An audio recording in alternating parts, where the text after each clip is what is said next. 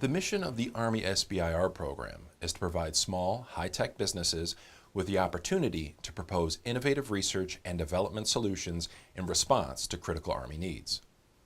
The Army SBIR life cycle begins with input from the field, which provides an understanding of the soldier's critical needs based on information gathered through various mechanisms such as Warfighter Outcomes, or WFOs, and Army Warfighter Challenges, or AWFC.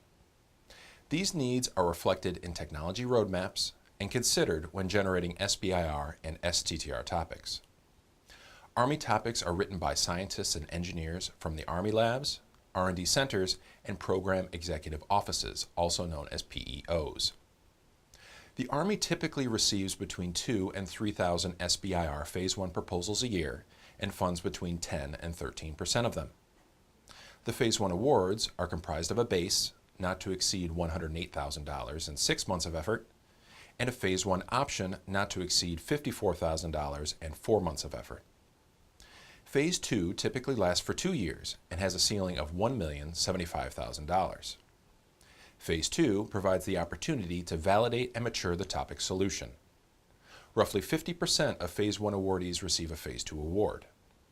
The Army also has a Phase 2 enhancement program, which enables it to provide an additional $537,500 if a company can match these additional SBIR funds with non-SBIR funding from a DoD acquisition program or from the private sector.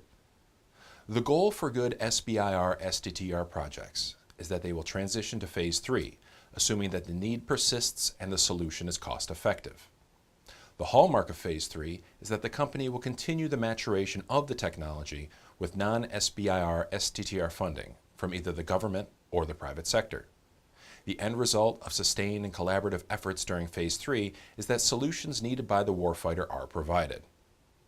Like other services, the Army's budget for SBIR and STTR awards has decreased over the last 10 years, going from $243 million in 2007 to $151 million in 2015. Due to this decrease, the number of topics, as well as the number of Phase 1 and Phase 2 awards, have been reduced. However, this trend has reversed as the budget began to recover and reached $192 million in 2016. In fiscal year 2018, the Army received 2,229 SBIR proposals and made 275 SBIR awards.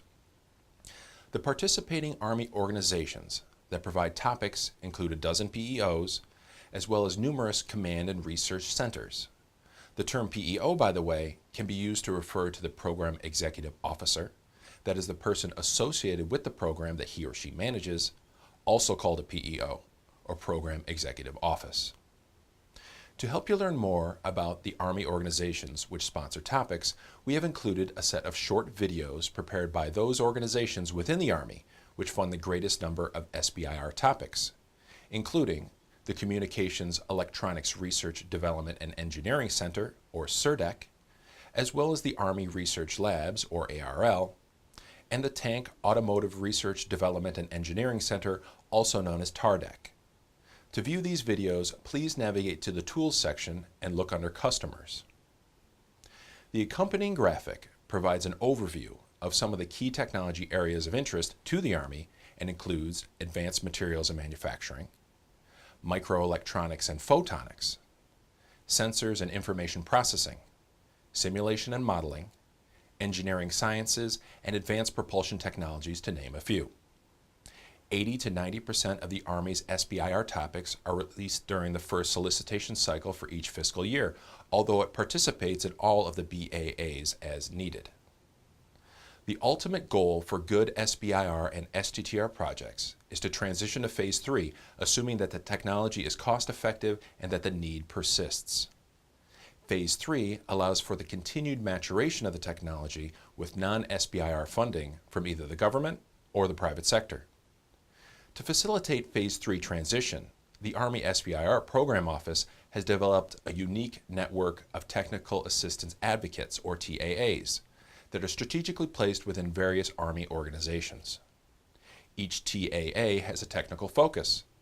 They provide expert advice and analyses to SBIR and STTR awardees to improve technical decisions, solve problems, minimize risk, and assist with commercializing their technology. Army SBIR and/or STTR awardees are strongly encouraged to develop relationships with relevant prime contractors and PEOs as potential transition partners. We encourage you to review the Defense Acquisition tutorial to learn more about the defense acquisition process.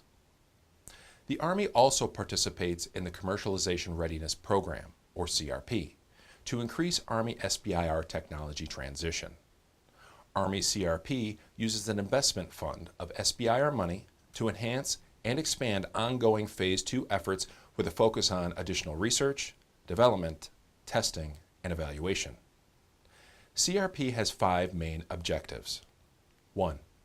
To assess SBIR projects and companies that have high transition potential and meet priority requirements. 2. Match SBIR companies with potential customers. 3. Facilitate technology transition plans and agreements. 4. Make recommendations for additional SBIR funding. And 5. Track metrics for SBIR projects under CRP. Be sure to review the success stories on the Army's SBIR STTR website in order to gain insight into how others have been successful in the transition process. A commercialization brochure is produced annually and can be downloaded from the Army SBIR STTR website.